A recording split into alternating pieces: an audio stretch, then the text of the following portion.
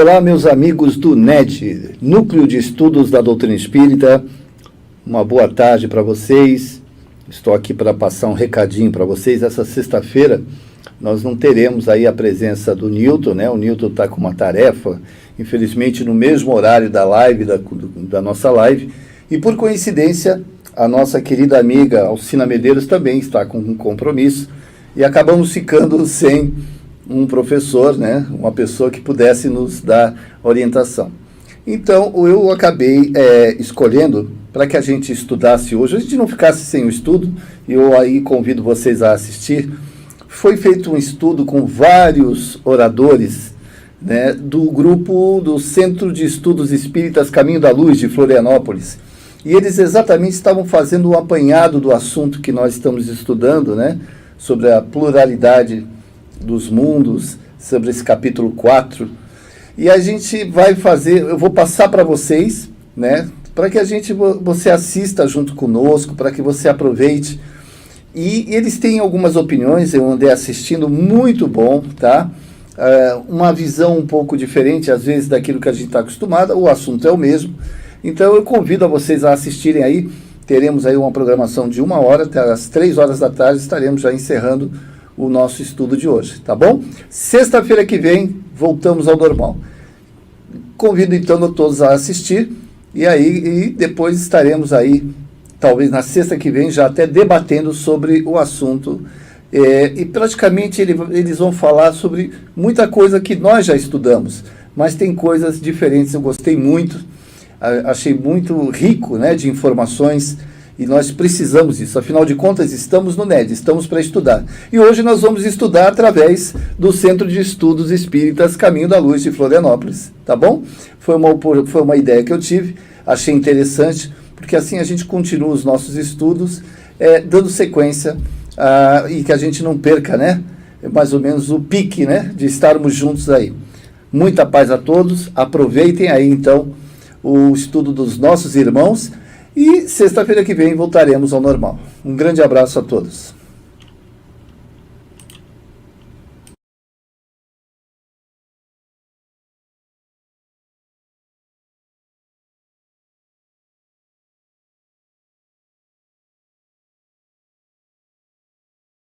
Muito bem.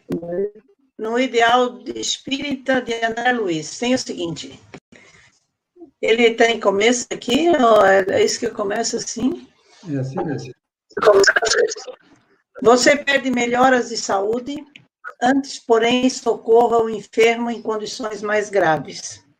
Você pede em favor do seu filho, antes, porém, proteja a criança alheia em necessidade maior.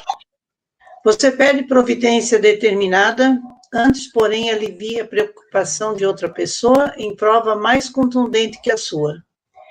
Você pede perdão pela falta cometida, antes, porém, desculpa incondicionalmente aqueles que lhe feriram o coração. Você pede felicidade, antes, porém, semeie com alguns gestos simples de amor a alegria do próximo. Você pede solução a esse ou aquele problema, antes, porém, busque suprimir essa ou aquela pequenina dificuldade dos semelhantes. Você pede cooperação, antes, porém, colabore. Toda solicitação assemelha-se, de algum modo, à ordem de pagamento que, para ser atendida, reclama crédito. A casa não se equilibra sem alicerce, uma fonte ampara a outra. Se queremos auxílio, aprendamos a auxiliar. Ideal Espírita de André Luiz.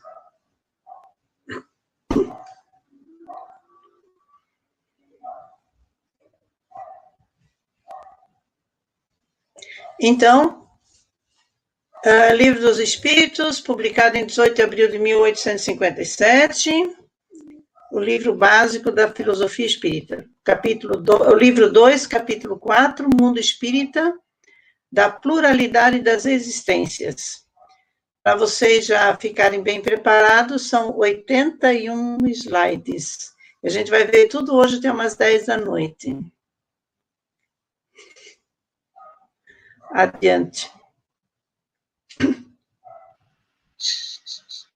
O que a gente vai verificar? a reencarnação, justiça da reencarnação, encarnação em diferentes mundos, transmigração progressiva, sorte das crianças após a morte, sexo nos espíritos, parentesco e filiação, semelhanças físicas e morais, ideias inatas. Esse é o assunto de hoje e de mais alguns dias.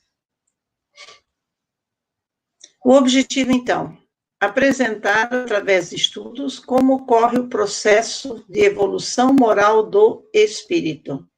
E aí nós temos toda uma sequência, né, do homem até ele chegar quase que transparente, então. Quem sabe a gente vai ser assim, só luz. Quem sabe não, Rita, isso é um processo evolutivo, né? Então, hoje, nós vamos basear o primeiro início dessa atividade, a reencarnação, que seria, na verdade, o que nós estamos fazendo aqui nesse momento, né? A gente fica pensando, qual o melhor momento qual a melhor encarnação que eu tive?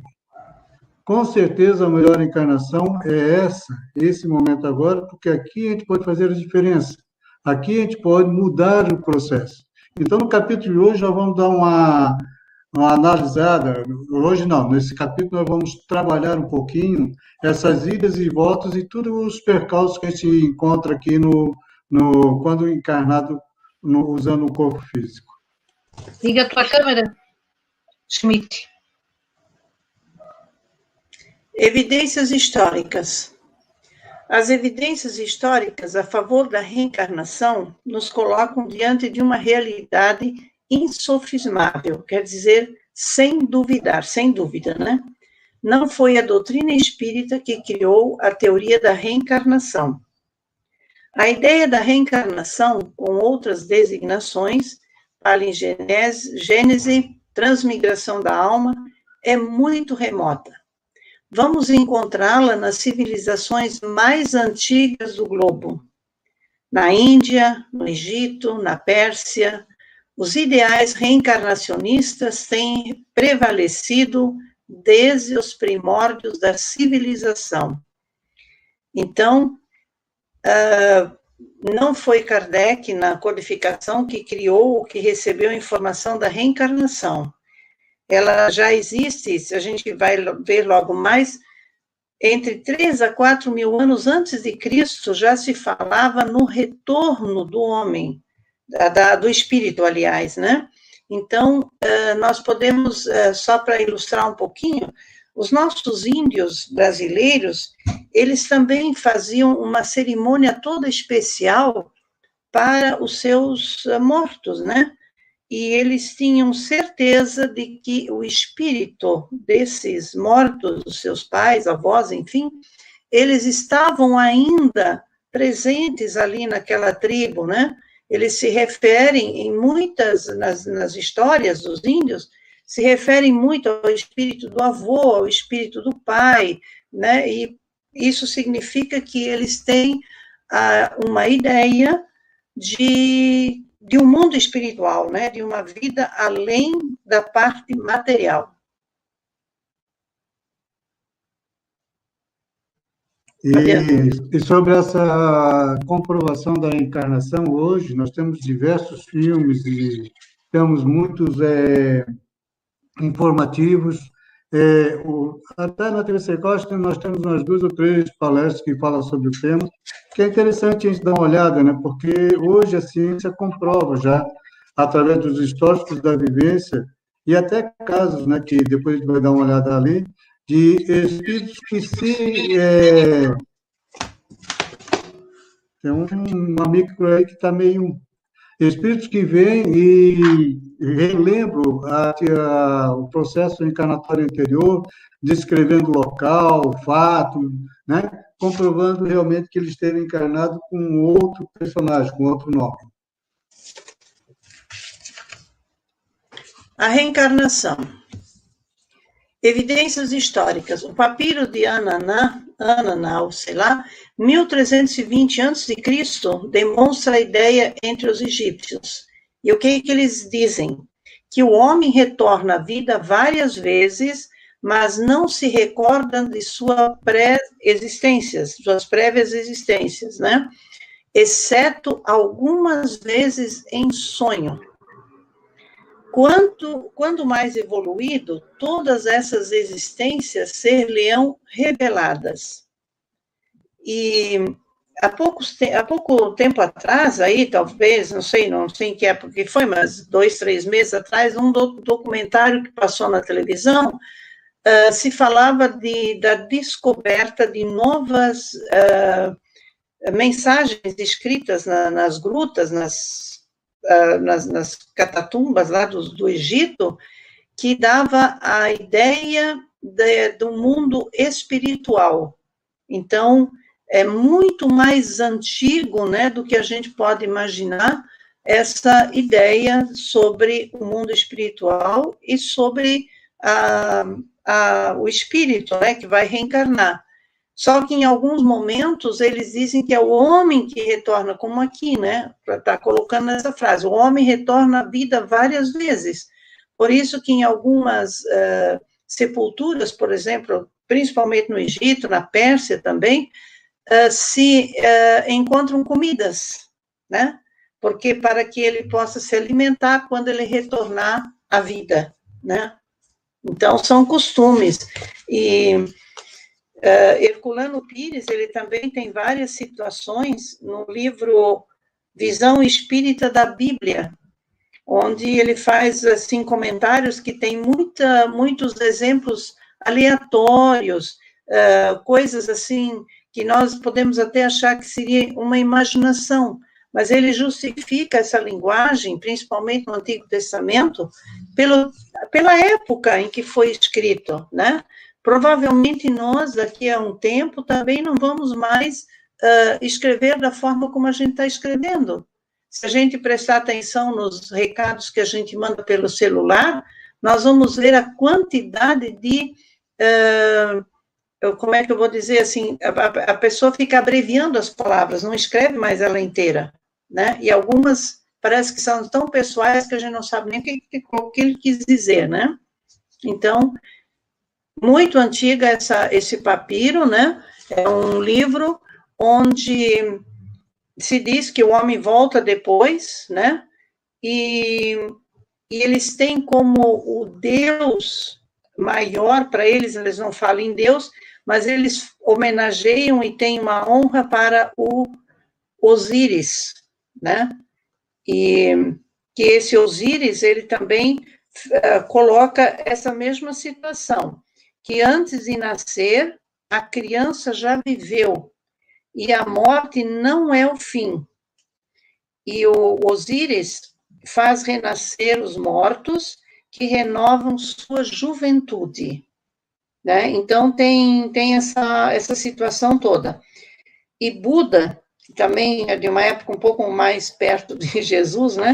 Também não coloquei a data dele aqui, mas o Buda, ele diz o seguinte, ó, aquele que se apega demais à matéria são obrigados a renovar-se, a reencarnar, para que eles entendam que ser é mais importante que o ter, né? Então, todos esses antigos já usavam o termo, com outra palavra talvez, mas com significado de retorno do espírito ao mundo material. Em outro corpo. Oi. Na Bíblia, no Velho Testamento, havia, até 553 anos depois de Cristo, havia a passagem da reencarnação, né? Foi tirada da Bíblia por um imperador, pelo imperador Justiniano.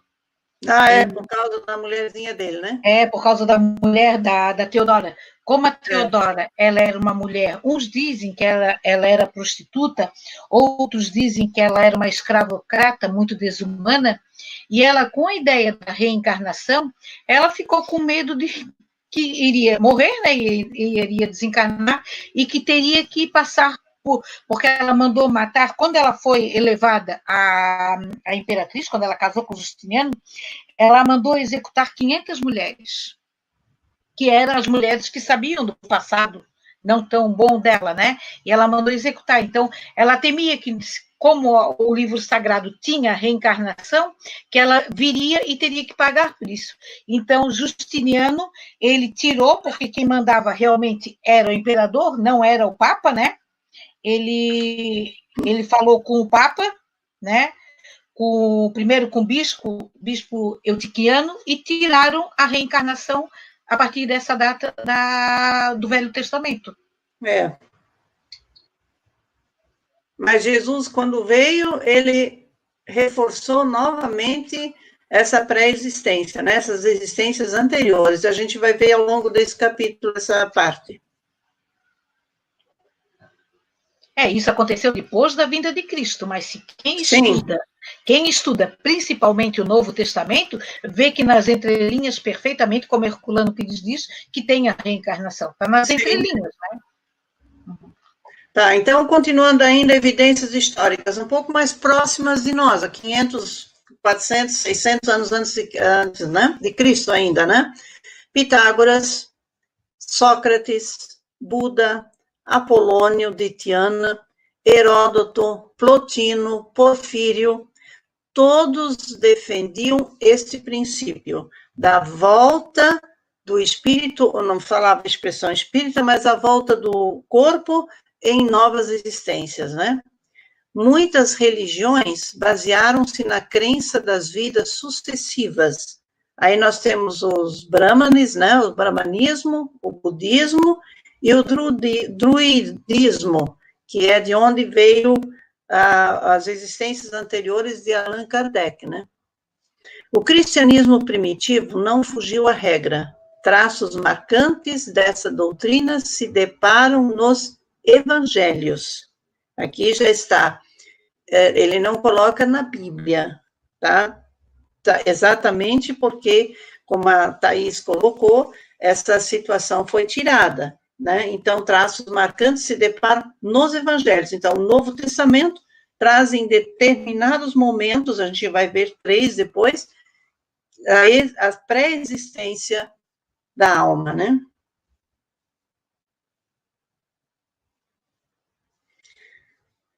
Em várias passagens dos evangelhos, aparece claramente a ideia da reencarnação, mas Allan Kardec examina 3 que ele considerava como as mais importantes. Essa figura, ela, até onde eu entendi, ela não tem muito em função da reencarnação. Talvez eu não tenha chegado ainda na parte dessa situação. Mas essa figura ali é uma história muito bonita que se conta no Novo Testamento, né? Que Jesus estava andando lá por aquelas ruas lá da cidade lá e ele se afastou do grupo. E quando ele se afastou, ele sentou-se sobre um poço, porque a água lá era muito deserta, a água era pega em determinados poços, né? E essa mulher aí chegou lá para pegar água, e Jesus pediu para ela, dê-me de beber. E ela disse, mas não, porque ela era uma samaritana, né? E ela não podia estar conversando com Jesus, porque Jesus, essas tribos haviam se separado, haviam brigado entre si, então não podiam se comunicar. Mas Jesus estava ali sentado pedindo água. E ela, então, questionou, como você vai me pedir água? Você sabe que eu não posso lhe dar água? E conversou. E aí ele disse assim, eu também sei que você... Por que seu marido não veio pegar água? Aí ela disse, eu não tenho marido. Ah, claro, você não tem, você teve 5. E aí, então, como ela era uma mulher, como se diz, né, de boa vida, digamos, ela teve vários homens, mas não teve um marido. Então, ela não mentiu, né, para dizer que ela não tinha um marido. E o interessante nessa história é por que essa mulher foi encontrar Jesus nesse poço ao meio-dia. Quer dizer, onde o sol estava forte, porque todos iam pegar água de manhãzinha ou à noite. Ela foi ao meio-dia. Exatamente por ela ser uma pessoa de má fama, ela não podia sair à rua a qualquer hora. Ela escolhia o meio-dia, porque as pessoas todas estavam em casa, se resguardando do calor do sol. Então, se ela fosse num momento em que a rua estava mais deserta, o caminho mais deserto, ela não seria ultrajada, enfim, não seria incomodada. E aí Jesus passa para ela que o dia que ela beber da água que ele der, ela não terá mais sede. E aí vem novamente uma história em cima de que ela entendia a sede física, a sede que a gente tem de tomar água, né? Então, essa história tem, assim, várias interpretações muito interessantes. É uma história muito bonita que tem na passagem de Jesus aqui no nosso planeta. Então, nós vamos ver agora as 3 formas que Kardec coloca sobre a reencarnação, que está lá no Evangelho. Tem várias outras, mas ele destaca essas 3. Então, Jesus, Moisés e Elias, após a transfiguração. Então, o que seria essa transfiguração? Jesus convidou 2 ou 3 ou 4 apóstolos para ir com ele num monte, né? E aí, então, eles viram essa figura, eles viram Jesus ladeado por Moisés e Elias. Então, eles perguntaram depois para ele assim, seus discípulos, então, interrogaram dessa forma, né? Por que dizem os escribas ser preciso que antes volte Elias? Só nessa pergunta, Elias já é lá bem muitos anos antes de Jesus, né? Então, como é que eles sabiam? Então, já desde antes de Jesus, sabiam da reencarnação. E Jesus respondeu, é verdade que Elias há de vir e restabelecer todas as coisas, mas eu vos declaro que Elias já veio, e eles não o compreenderam, e o trataram como lhes aprouve, e assim que farão sofrer o Filho do Homem. Então, nessa última frase, Jesus já está dizendo que ele, Filho do Homem, também vai sofrer como a reencarnação de Elias, que é João Batista. Aí os discípulos entenderam que fora de João Batista que ele falara.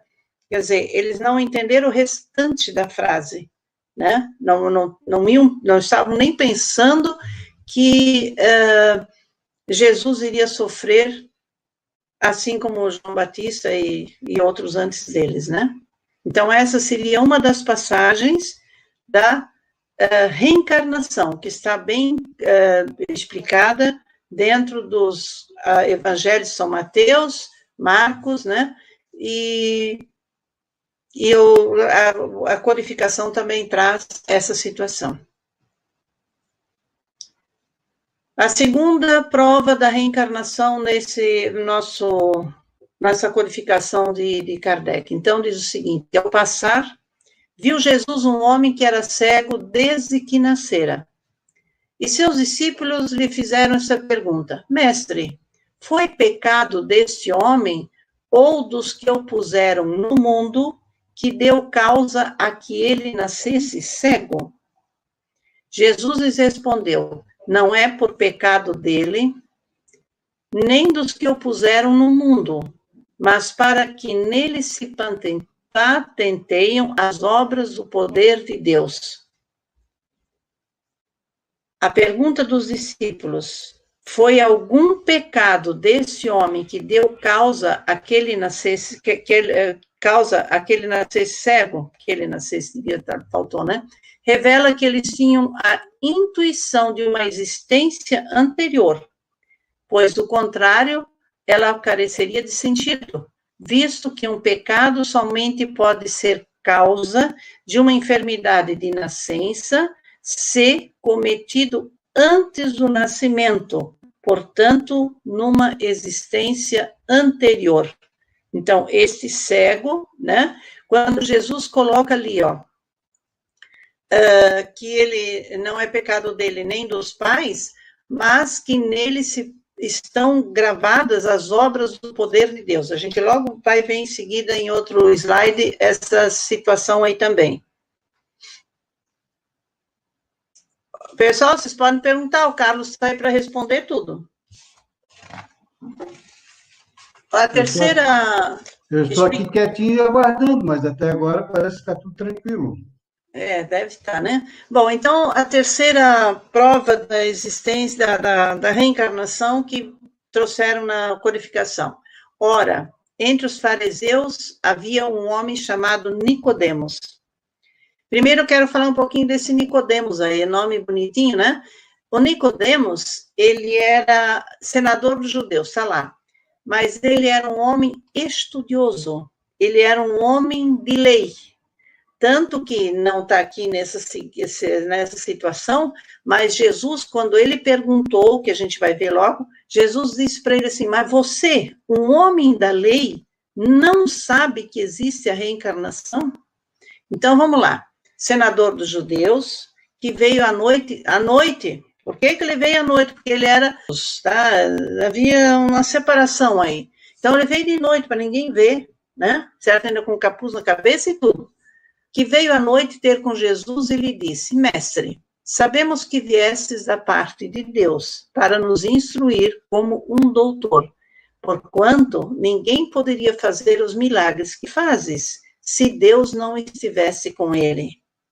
Jesus lhe respondeu, em verdade vos digo, ninguém pode ver o reino de Deus se não nascer de novo. Está lá no Novo Testamento também. Não há dúvidas de que, sob o nome de ressurreição, o princípio das crenças dos judeus, ponto que Jesus e os profetas confirmaram de modo e forma, donde se segue que negar a reencarnação é negar as palavras do Cristo. Né? Então, quando a Thaís contou a história ali que tiraram a reencarnação, a palavra reencarnação, e colocar essa palavra ressurreição. Mas aí também não houve uma explicação maior ainda no Novo Testamento sobre essa situação, né? Bom, isso é para uma outra aula. Então, Nicodemos estava em dúvida sobre a reencarnação, apesar de ser um homem estudioso, mas antigamente lá tinha que estudar aquilo que o chefe maior mandava, então ele estava em dúvida. E como ele via o trabalho de Jesus, os milagres, as curas e tudo mais, ele veio perguntar, né? Veio perguntar e Jesus já responde, né? Mestre, sabemos que vieste da parte de Deus para nos instruir como um doutor. Portanto, ninguém poderia fazer o que fazes, né? Se Deus não estivesse com ele. Até aí tudo bem. E ele diz, ninguém pode ver o reino de Deus se não nascer de novo. Aqui parece assim que uma coisa não está ligada na outra. Mas Nicodemos, o diálogo que ele teve com Jesus, num determinado momento, Nicodemos diz assim, quer dizer que eu vou nascer de novo, eu vou ter que voltar para a barriga da minha mãe? Né? Quer dizer, são coisas assim que era difícil de entender, como a gente também ainda tem muita dificuldade de entender certas afirmações, né? Deu. Nenhuma pergunta, pessoal? Está todo mundo dormindo ou estão acordados aí, então, né? Então, vamos lá.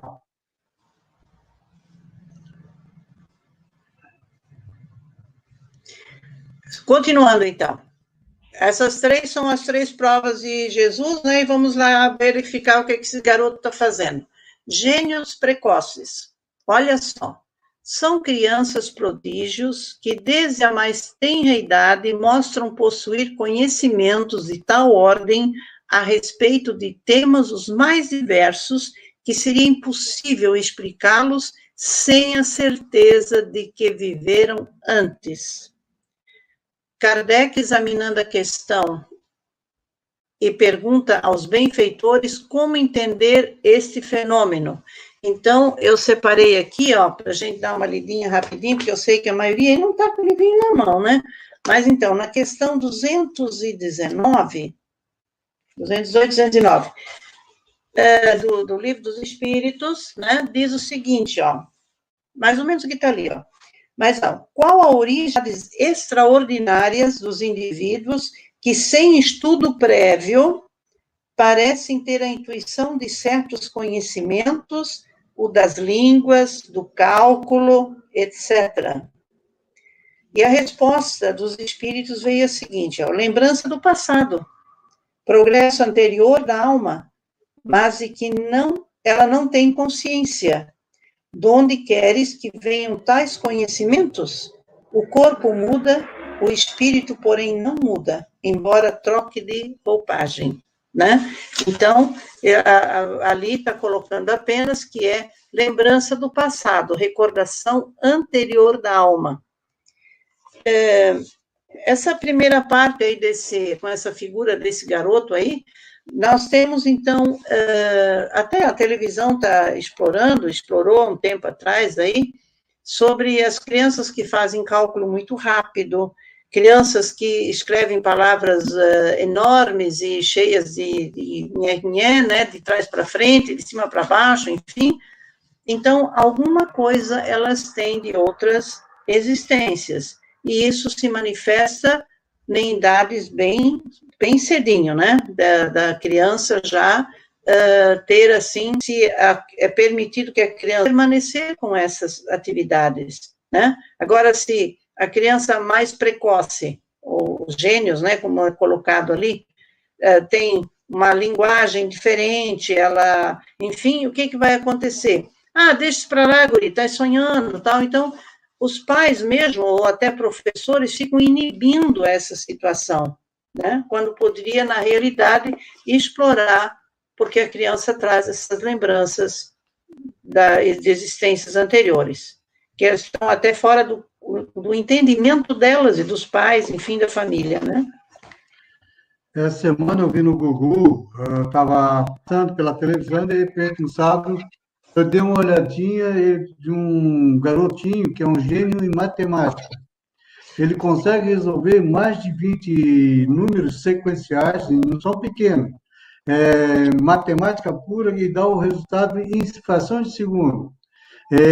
Divisões grandiosas, com 6, 7 sequências, soma, divisão, multiplicação, e o cara ali só olha a fração e já em seguida dá o resultado correto, né?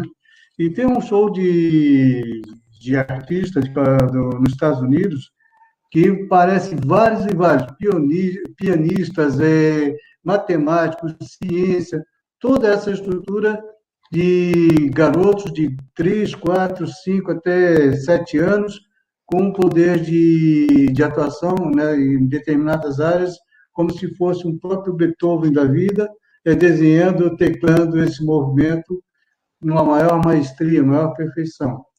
De onde vem isso? Não pode ser dessa existência atual, porque não teria a capacidade para assimilar esse processo, né? Então, realmente, são provados pela própria ciência ou pelos estudos que essa característica foi adquirida em outras encarnações e que, nesse momento, ele traz, e por algum determinismo da lei divina, que Deus permite que se atue nessas crianças, para nos provar que realmente nós temos existências anteriores, que é possível ter esse movimento. Então, a reencarnação, cada vez mais, na base da ciência e na mostra de espíritos que hoje, em plena infância, que traz essas características, vem comprovando o processo reencarnatório, ou seja, que nós tivemos várias existências e agora estamos aqui fazendo o nosso processo evolutivo.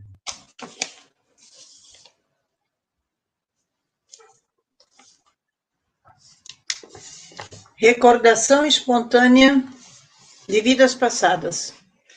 Caracteriza-se pelo fato de pessoas, especialmente crianças, passarem a se recordar espontaneamente de vidas anteriores, né? E aí entra agora a regressão de memória a vidas anteriores. Inúmeros casos têm surgido de pessoas que passam a relatar vivências anteriores durante o fenômeno, hoje relativamente comum, de regressão de memória. Então, as crianças, elas estão mais sensíveis ainda, porque elas, digamos assim, o corpo ainda é fresquinho e a alma, então, pode se manifestar de uma forma ou de outra pelas existências anteriores que ela teve, que nem sempre é da última reencarnação. A gente tem que prestar atenção nisso também, porque se nós reencarnamos para resgatar, pode ser que a gente não consiga resgatar a existência anterior. Talvez a gente ainda não tenha maturidade para isso. Então, a gente vai resgatar, às vezes, existências bem mais remotas, né, do que necessariamente a última, né? E as crianças, como elas ainda não têm aquele crivo da razão, nada disso, ainda está tudo informação, ela deixa escapar essas facilidades. Esse passo de recordações de vidas passadas, muitas vezes já acontece até com a gente, né? O famoso déjà vu, ou seja, você passar por uma construção bem antiga e ter a sensação que já esteve presente, reconhecendo o local ou a estrutura da própria habitação, né? Então, esses momentos são possíveis, sim. Nós temos esse acesso, para que a gente possa compreender um pouquinho da nossa caminhada, né? Quanto à regressão de memória, tem um pequeno porém. Se ela geralmente é utilizada para resolver algumas dificuldades da nossa vida, algumas coisas que é somatizada, que no momento a gente não entende porque uma determinada dor de cabeça, uma coisa mais que não tem nenhuma constatação na medicina e nem no processo que na vida carnal, né? Então, o médico, conhecedor da técnica, experiente, ele faz o quê? Ele leva o indivíduo até um determinado momento e ali ele passa a relatar os acontecimentos daquela data que houve o problema, e isso aí tem resolvido muitos e muitos problemas de dores crônicas, né? Mas temos que ter cuidado, porque se Deus colocou um véu sobre o esquecimento passado e nós formos nos aventurar para uma descoberta, para simplesmente vaidade, orgulho, querer descobrir o que fomos ontem, pode-se correr um grande risco aí. Vamos imaginar que eu, Carlos Schmitt, vou acesso uma vida de 2 encarnações atrás. E nessa vida eu tinha um obsessor muito forte, que realmente me perseguia, me atraía. O que vai acontecer quando eu faço essa regressão de memória? Nesse determinado ponto, eu abro uma imantação energética. E nesse momento eu posso atrair novamente esse obsessor e ele vir para o mundo presente, para o momento presente, e passar de ali me prejudicar no meu processo encarnatório. Então, geralmente, a regressão deve ser feita realmente para que possa trazer, já passa a palavra, Thaís, possa trazer substâncias para a gente poder resolver um problema que nos aflige, mas nunca por curiosidade, nunca por tentar descobrir. Nós temos que entender o seguinte: não importa o que eu fui ontem, se eu fui rei, se eu fui rico, se eu fui pobre. Importa o quê? Que hoje eu estou encarnado, utilizando um corpo físico, e que esse corpo físico e todos aqueles que estão à minha volta, e todas as dificuldades que estão batendo na minha porta, são inerentes à reformulação ou reconquista das atividades que eu fiz ontem. Se a minha vida está turbulenta, vamos analisar o que turbulência é essa, o que ela quer nos mostrar, o que eu tenho que fazer para renovar e transformar esse processo. Então, veja, não é necessário fazer essa regressão, entrar lá dentro, tentar fazer essas descobertas. É necessário, sim, você compreender que o que você está recebendo de impacto hoje são recursos necessários que Deus permite para que você possa reconstruir e transformar esse caminho, às vezes, um pouco dificultado, com uma série de complicações, para que eu possa sanar meus problemas criados no ontem. Ou seja, me ajustando às leis divinas. Fala, Thaís. Eu tive, faz 3 anos, 2 alunas, mãe e filha, e elas foram procurar o espiritismo por problema de mediunidade e por incompatibilidade de gênios. E antes disso, a filha fez uma regressão. E as duas se divertiam muito, as duas entre si. E ela foi fazer a regressão para tentar resolver esse problema. Ela descobriu que a mãe matou ela em outra vida. A situação ficou insustentável. Então, estavam as duas em psicólogo, em terapeutas, porque o estrago foi muito maior após essa regressão de vida que a filha fez. Chegou a um ponto das duas se separarem. Aí, com o evangelho, tudo, as duas voltaram a morar junto, mas gerou uma incompatibilidade muito maior pela curiosidade. Não resolveu, agravou mais o problema ainda. Isso mostra a irresponsabilidade de um médico que trazer à tona um processo desse e mostrar justamente um caso, né?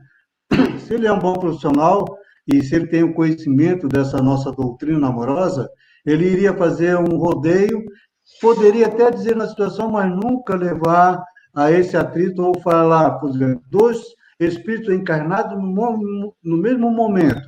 Dizer que um prejudicou o outro, isso é uma falta de caridade, de humanidade com esse espírito, né? Eu me lembro que eu sinto um certo problema de fobia, né, de pressão no corpo. E eu estava curioso para descobrir o que seria isso. Em certa noite eu tive um sonho que me levou, eu estava numa guerra e eu estava atravessando um túnel por baixo de uma casa e nesse momento algo explodiu e esse túnel me colocou soterrado. Lógico, eu ainda tenho o problema de fobia. Não foi uma regressão. Então, veja, quando você pede amorosamente a espiritualidade para que ela possa te mostrar as dificuldades, como você pode resolver, os espíritos dão um jeitinho. Quando você adormece, eles podem te levar a uma vida anterior, te mostrar. E se você tem equilíbrio psicológico para enfrentar esse problema, o que acontece? Eles vão te lembrar na hora que você estiver na atividade. Olha, né? Uma intuição, alguma coisa que te mostre o que você tem de resolver nesse processo evolutivo. Então, às vezes, não é tão necessário recorrer para certas situações. A não ser, como eu falei, um médico experiente, um psicólogo bem formado, que ele saiba realmente interagir com o ser humano e que passe para ele a forma de como resolver. Não precisa dizer o problema, o que ele precisa transformar. E assim também nós que acreditamos em outras vidas, no nosso processo nós temos nossos mentores, nossos anjos de guarda que podem nos auxiliar. Nós sabemos, como vamos ver no capítulo 5 para frente, que nós temos o desdobramento, e através desse desdobramento, segundo o nosso trabalho pessoal, nosso desenvolvimento, nós podemos ter esses acessos acompanhados de espíritos amigos que vão nos orientar, sem curiosidade, né? Sim, para um objetivo justo, que é valorização do nosso processo evolutivo, para poder transformar o que nós temos nesse momento. Alguma colocação, alguma pergunta? Eu quero colocar mais alguma coisa. Você falou ali da mãe da filha. Então, como está assim, a gente tem umas informações muito vagas, né? Nada de levar profundamente. Então, quando a gente vê que numa família, ficando só na família, ou de pessoas que não têm jeito de se agradarem, de serem amigas, de serem, apesar de ser da mesma família, enfim, há uma aversão entre elas. E a explicação, mesmo sem profissional nenhum, se diz, em vida passada você fez não sei o quê, e você fez não sei o quê. Então, isso aí parece que está assim, muito na moda. Então, isso prejudica até um profissional mais sério. Só que eu penso como o Carlos, o profissional sério, ele jamais deixaria a dúvida no caso de dizer, é porque tua mãe, numa outra existência. Não, podiam dizer que isso aí já é de outros momentos, mas não dizer realmente com essa situação, porque aí o cara estraga de vez a relação. Aí é muito mais trabalho. Então, eu penso assim, regressão de memória é uma coisa de último caso, apesar de terem muitos profissionais bons que levam a sério, Mas eu penso assim que o que anda no dia a dia por aí não é nada saudável, não, tá? Outra coisa, nessa parte aqui sobre regressão e sobre vidas anteriores, né? Existem 3 livros que eu posso citar aqui que trazem isso aí muito bem. De Memórias de Suicida e de Amor e Ódio, que são de Ivone Pereira, que são histórias muito boas, né? Onde as pessoas se reencontram novamente, os espíritos se reencontram depois de muitos anos de terem já convivido. E um romance, esse Amor e Ódio também é romance, esse Horizonte Vermelho, ele traz uma situação que um grupo de pessoas convivem, tal, e 1000 anos depois, esses mesmos espíritos se encontram em outra situação, em outros corpos, quer dizer, olha o tempo que se leva para se fazer essa reencarnação. O espírito esteja preparado para essa nova realidade. Então, esse Horizonte Vermelho, ele no final, na metade do livro, no caso, quando acaba aquela primeira história com todas as pessoas envolvidas, 1000 anos depois eles voltam para situações diferentes, mas as mesmas pessoas entre si. É muito interessante para a gente entender como se desenvolve, não quer dizer que seja exatamente assim, a gente tem que ler, dar uma pensada, procurar outros livros, para a gente poder entender, porque senão qualquer briga, qualquer coisa negativa que acontece numa família, isso aí, vida anterior. Por que não se lembra das relações amorosas que existem hoje em dia? Relações de familiares, de irmãos, de pais, enfim, amigos, que dão tão certo. A gente fica mais no lado negativo. A gente deveria ficar um pouquinho mais no positivo. Porque a gente veio, afinal, para evoluir. Entendeu? Tem um filme que é Minha Vida, Noutra Vida, que ele é realmente baseado em fatos reais, que traz todo esse processo da reencarnação, né, esse reencontro de almas, bem gostoso a gente ter ali. Tem o Matuto, acho que da Ziba Gasparetto, o bom, tem uns 4 livros dela, porque é romance, né? Tem um pouco de fantasia, mas consegue te colocar no contexto e você entender um pouquinho do processo. Depois, aliado com a doutrina, que traz os fatos reais do que é a reencarnação, a gente consegue, pelo menos, para quem não tem noção, desenhar um filme na nossa cabeça para poder compreender a doutrina, né? Outra coisa também que temos de ver falhou agora. Continue depois. Tá, então eu vou dizer mais uma coisa, já que você falou em filme e falou da Ziba Gasparetto. Estou falando dela, mas existem outros romances. Comecei a estudar a doutrina espírita, eu ficava pensando nessa história dos romances e tal. E uma palestra que eu assisti há muitos anos atrás do Raul Teixeira, e ele fez uma palestra ali no Clube 12 de agosto aí.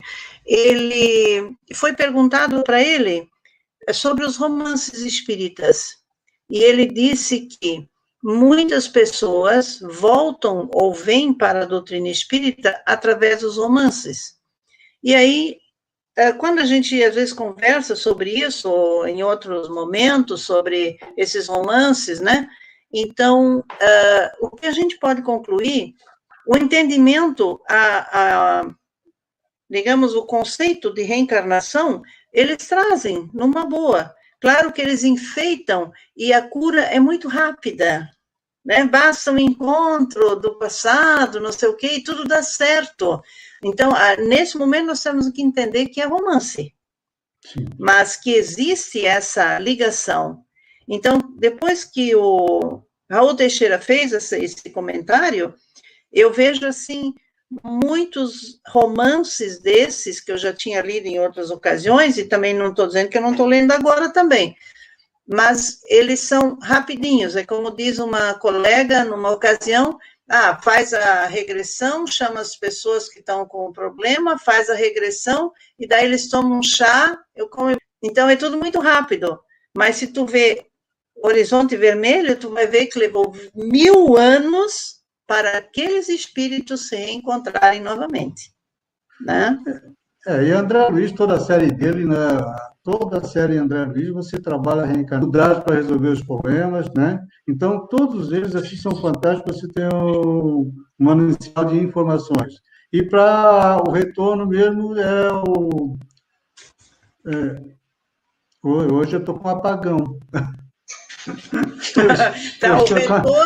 O retorno mesmo é para evoluir, né? Por isso tem um retorno, tá certo. Outra Então, coisa. Nessas obras ali, Missionários da Luz. No Missionários da Luz, você vai ver o processo da reencarnação, a reconstituição, o estudo, a vivência, né? O filme Nosso Lar também traz a preparação, mostra lá o pátio de reencarnação, lá onde eles fazem todo o processo. Então, são obras que trazem as referências, né, aceito pela Federação Espírita Brasileira, que vale a pena a gente estar fazendo esse estudo. Eu gostaria, só um instantinho, Schmidt, nós temos que ter muita atenção que agora os nossos irmãos espiritualistas estão vindo com uma nova frente de trabalho a respeito da constelação familiar. E a constelação familiar também trabalha com o retrocesso e está dando grandes problemas, porque são pessoas que também não estão totalmente preparadas para trabalhar com esse tipo de conturbações familiares. Já chegou no Ceará dos Pobres 3 famílias com grandes problemas que fizeram a constelação familiar e tinham atritos e se tornaram muito difíceis de ser resolvido após uma constelação familiar ter sido feita com terapeutas holísticos. Então, existe aí um crivo da razão quando nós queremos fazer esse tipo de trabalho, temos que selecionar muito bem, tanto para regressão como para constelação familiar, os profissionais que vão tratar e que nós vamos entregar a nossa situação. Alguma pergunta, pessoal? Podemos continuar? Sim. No final do século passado, o pesquisador, evidências científicas agora, tá? No final do ano passado, o pesquisador francês Alberto Rochas, deve ser bem francês ele, né? Realizando experiências com regressão de memória, conseguiu levar uma de suas pacientes a uma existência precedente. A partir daí, vários outros cientistas em diversas partes do mundo começaram a desenvolver essas técnicas, conseguindo anotar milhares de referências concordantes com o princípio da parigênese. Parigênese era que antigamente era chamado pré-existência de vidas sucessivas, que nós agora chamamos de reencarnação. Aqui estão os 3 livros que eu coloquei como sugestão de leitura, né? Se depois a gente ficar ao vivo, eu posso emprestar 2 deles, porque o terceiro foi e ainda não voltou, deve levar 1000 anos para voltar. Então, feita a experiência, vários outros cientistas seguiram. E não é porque é um psicólogo, um parapsicólogo, ou sei lá o quê, da parte da psicologia, porque em todas as áreas da ciência existem os bons profissionais e existem os profissionais que a gente tem que ter um pouquinho de cuidado, né? Nós temos muitos psicólogos espíritas aí que estão realmente trabalhando com seriedade e estão resolvendo os problemas, porque eles não estão só trabalhando a coisa atual, né? Eles estão analisando o envolvimento do agrupamento familiar nesse processo, e acredito que a gente tem realmente de escolher um profissional quando vai mexer com a nossa vida particular, né? Bem criterioso, para a gente não cair nessa situação de arrumar, ao invés de solucionar nossas encrencas, arrumar um pouquinho mais de complicações pela frente, né? E o Espiritismo está aí, né? Livro dos Espíritos, Livro dos Médios, Evangelho segundo o Espiritismo, são 3 obras aí que, praticamente, se a gente estuda e começa a conhecer o procedimento, nós vamos ter informações para fazer esse movimento. Depois temos no Centro dos Espíritos, nós temos aí o atendimento fraterno, que a espiritualidade está ali direcionando para a gente poder fazer esse aprendizado. Então, a gente tem muita ferramenta, né, para fazer, tentar compreender o momento que estamos atuando e como fazer esse processo de caminhada. Dona Herta, o livro Amor e Ódio, quem é o autor? É a Ivone Pereira também. Da Ivone também, tá. Obrigada. Nada.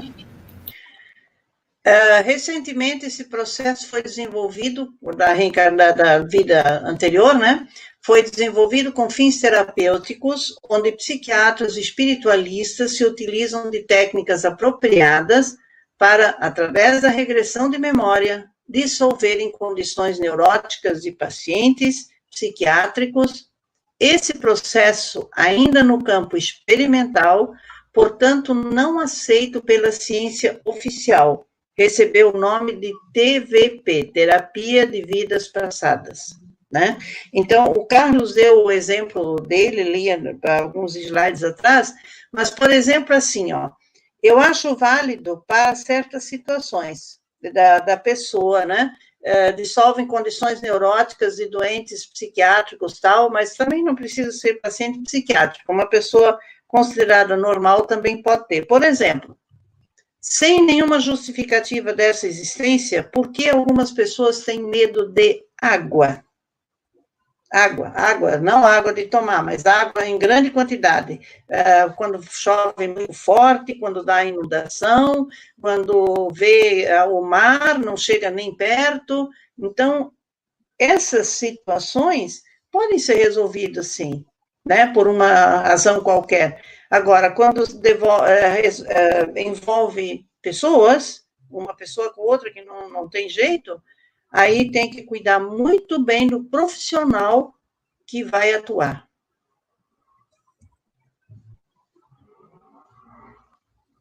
A reencarnação se baseia nos princípios da misericórdia e da justiça de Deus. Na misericórdia divina, porque, assim como o bom pai deixa sempre a porta aberta a seus filhos faltosos, facultando-lhes a reabilitação, também Deus, através das vidas sucessivas, dá oportunidade para que o homem possa corrigir-se, evoluir e merecer o pleno gozo de uma felicidade duradoura. E aí tem a frase de Emmanuel, quando chega a dizer que a reencarnação é quase o perdão de Deus, né? Então, não conseguiu, Deus não tem um tempo para a gente, né? Ele simplesmente deixa que o espírito retorne para uma nova existência e, quem sabe, modificar os problemas que ele tinha, resgatar aquilo que fez. E aí, também é bom lembrar que a gente não deve se preocupar em demasia com as existências anteriores, porque qualquer raivinha que a gente passa a ter, ou alguém do nosso lado, a gente já vai lá para a vida anterior. Não. O Carlos falou no começo exatamente isso. Nós temos que viver o presente. Se eu sei que não fui tão perfeita, se eu fosse tão perfeita assim em outra existência, eu não estaria nessa. Tá? Então, se eu tenho que resgatar alguma coisa, é como Chico Xavier diz, né? A partir de agora, eu vou fazer um novo começo. Né? Se eu estou sempre com uma raiva, quando eu vejo uma pessoa, já sinto antipatia, não sei mais o que, não sei mais o que, então, de agora em diante, eu vou mudar minha atitude em relação a esses fatos ou a essas pessoas. Adiante. Pela lei de justiça, os erros cometidos e os males infligidos ao próximo devem ser reparados durante novas existências, a fim de que, experimentando os mesmos sofrimentos, o homem possa resgatar seus débitos, passando a conquistar o direito de felicidade. Né? Então, aí, ó, reparando durante novas existências. Então, a minha raiva que eu tenho por uma situação que não sei nem por que eu estou com, porque realmente tem alguma coisa para eu resgatar. Então, mudo agora de atitude em relação a essa situação. Eu gosto do exemplo do Euclides, da malinha de Euclides. Quando nós viemos lá, quando fizemos nosso processo encarnatório, falamos lá com nossos mentores, damos nosso pitaco, eu quero isso, aquilo, a gente desce para o corpo físico com 30% de problemas para resolver. Só 30%. E chega aqui, em vez de a gente resolver esses 30%, a gente pega mais 70%, que são as nossas birras de todo dia. Nem tudo, ou 70% de tudo que nos acontece, são ações nossas. Nosso desleixo, nossa insistência em seguir um caminho, nossa rivalidade. São 70% de situações que não são necessárias e que nós criamos dificultando esse processo evolutivo. Então, não é porque. Não é porque. Aquele amigo difícil que vem ao nosso lado, o chefe difícil que eu tenho na empresa, é para corrigir a minha vaidade, meu orgulho. Ele está ali para esse objetivo. A hora que eu entendo isso, ele deixa de ser assim sombrio com a gente. Então, a gente fica lá pensando negativamente, insuflando ao orgulho e à raiva. O que acontece? Nós vamos criando uma situação onde Emmanuel diz que a dor é necessária, o sofrimento não. Então, nós temos a dor, nós transformamos em sofrimento por não aceitação. Então, nós temos que começar a entender que nada é por acaso, como diz Chico. Tudo tem um modo de ser. É uma lição para nós aprendermos a recuperar os nossos delitos com que agravamos contra a lei de Deus. Não é a culpa do outro, não é o obsessor. Isso são coisas que foram geradas, não é minha reação perante o que está acontecendo. Quando nós deixamos isso bem claro, vai ficando um pouco mais fácil de entender e de solucionar os problemas que nós temos hoje. Então, vamos olhar para a nossa mala. O que eu estou botando dentro dela? Estou tirando os 30% ou estou levando mais 40%? Então, cabe a cada um de nós fazer essa reflexão e vamos fechar. Santo Agostinho, ao final do dia, 5 minutinhos. Veja, 5 minutinhos pode resolver uma caçamba de problemas. Mas nós não, vamos dormir esquecendo dos 5 minutinhos, não fazemos a reflexão, não vimos a hora de manhã que nós desalinhamos lá com a esposa, com o filho, com uma palavra, uma ação. Aí chegamos em casa, todo mundo de cara amarrada. Por quê? Porque eu não observei o que eu estou fazendo perante a questão na nossa frente. Isso é reencarnação. Isso é estar encarnado, aproveitando esse momento que aqui estamos.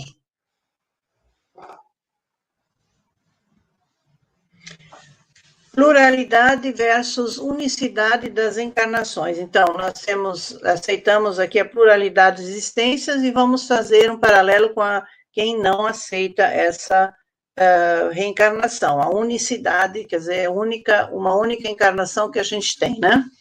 Então, a unicidade das existências é justa e ilógica, pois não atende às leis do progresso espiritual. Então, por que ela é injusta? Porque grande parte dos erros humanos são resultantes da ignorância e numa só vida não nos é possível o resgate dos erros, principalmente quando o arrependimento nos sobrevém quase ao findar da existência. Ela é injusta também porque é preciso que se dê oportunidades ao arrependido para que ele comprove sua sinceridade através das necessárias reparações.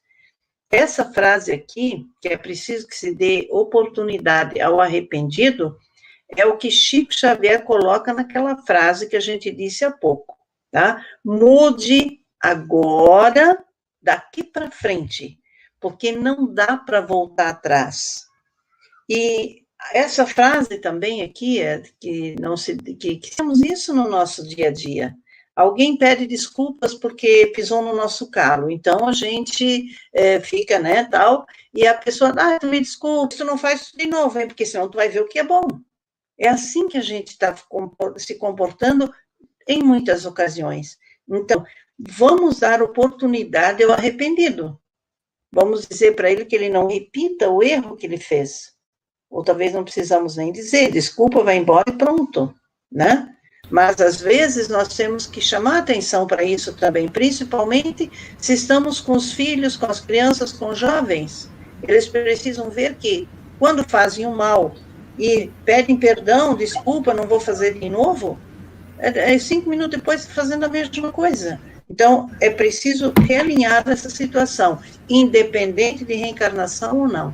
É do momento que se deve fazer isso. O Schmidt, ou Dona Herta, né? Aqui, quando fala assim, ó...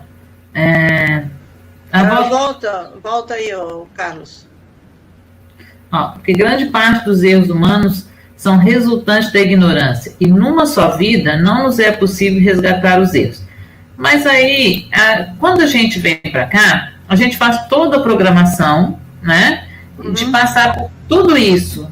Então, assim, tá certo que a gente tem um esquecimento, né? Mas eu não acho ela injusta porque foi uma escolha nossa, né? A gente abrir os ouvidos de ouvir, né? E ver que o anjo da guarda da gente, muitas vezes, aquele que nos acompanha, aquele bom espírito que nos acompanha, muitas vezes ele chega no ouvido da gente e fala assim, você está no caminho errado, mas a gente mesmo que não quer seguir, você não está fazendo o que você se comprometeu.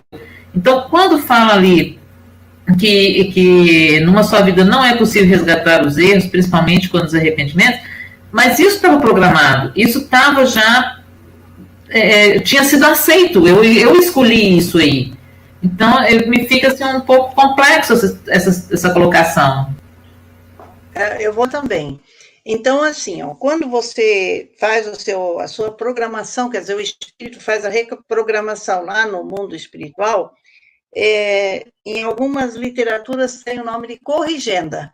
Então, eu sei dos meus erros passados, né, já foi me mostrado tudo, tem uma televisãozinha lá em cima que mostra tudo do que a gente fez ou deixou de fazer. Então, a gente vem e vai anotando assim, o espírito vai anotando, eu vou fazer isso, vou fazer aquele outro, 10 itens, vou resolver 10 itens. O nosso protetor lá, o nosso mentor, ele vai dizer assim, eu vou apagar isso aqui, eu vou apagar esse, eu vou apagar esse. Então, você volta com uma coisinha só, porque ele já sabe que é difícil você fazer isso. Não necessariamente por causa do véu do esquecimento. É porque lá no mundo espiritual nós estamos com essa nossa vida anterior, só que a gente está trabalhando com a consciência e ela vai entrar num corpo, o espírito vai voltar num corpo e toda a parte material vai ser assim uma coisa fantástica para ele. E ele mesmo vai esquecendo o que ele prometeu. Nós, na vida atual, também fizemos isso com as nossas crianças, nossa fase adulta. Eu esqueci, eu vou fazer isso. No dia seguinte, está fazendo errado de novo. Né? Pois é. Mas quando eu falo que eu não considero como injusto, por quê? Porque além de eu ter feito toda a minha programação, eu ainda tenho um companheiro que vem do meu lado e que muitas vezes no nosso desdobramento do sono vira e fala assim, você está fazendo isso errado, você tem que voltar para o seu caminho. E a gente acorda no dia seguinte e nem dá bola para aquilo que ele nos falou durante o sono. Então não é injusto, a gente que não está querendo ouvir as coisas. Não, vamos lá, vamos esperar um pouquinho aí. Vocês complicaram toda a situação. Olha o que está escrito nesse livro. Unicidade das encarnações. Ou seja, não existe reencarnação. Vocês estão falando de reencarnação. Unicidade, você só vai... Espírito nasceu, encarnou e acabou, não existe mais nada. Você não pode planejar, você não pode escolher novo marido, não pode escolher novo pai, não pode escolher nova tarefa. Nós estamos falando unicidade da reencarnação. Reencarnação já é outro fator. O que vocês estão falando aí eu agora já estou reencarnando várias vezes, vou reencarnar mais uma vez, e eu deixo de fazer algumas coisas. Quem é que é prejudicado nessa situação? É quem deixou de fazer as coisas. Porque o que acontece? Eu não resolvi, eu vou voltar à malinha do Euclides, eu vim com 30%. Não resolvi, eu vou voltar com 60%. O que aconteceu? Nós vamos sofrer as dificuldades inerentes ao processo de a gente não ter assumido a responsabilidade. Então, é justiça de Deus a reencarnação, porque ele permite você vir 1 milhão de vezes, mesmo que você só vai fazer situações erradas no processo. Você tem a oportunidade. Ora, 1 milhão de vezes voltando para o meu processo, imagina quanta dor, quanto sofrimento, quanta tristeza, quanta mágoa vai ocorrer. Então, entenderam a diferença? A encarnação você só tem uma vez e tem de acertar de primeira. Não existe outra oportunidade.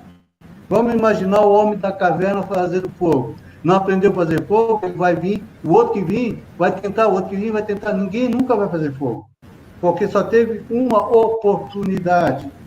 Agora, a reencarnação não. Eu vim, apanhei, sofri, mas estou vindo de novo. Eu, com o tempo, vou melhorando. Isso que quer dizer esse capítulo. Deu para entender? A minha colocação é questão de não ser justo, entendeu? Não, eu entendo mas que seja justo. Justo uma encarnação para te resolver a vida inteira. Não tem reencarnação. Você já reencarnou, está falando da reencarnação passada, mas essa e mais a outra. Aí é o quê? Não é justiça. Aí é o erro de quem está encarnando o espírito que não consegue resolver as coisas. Ele vai deixando para depois. Então, nós estamos falando, encarnação é o primeiro processo e não existe outros processos. Você tem de acertar de primeira. Não acertou?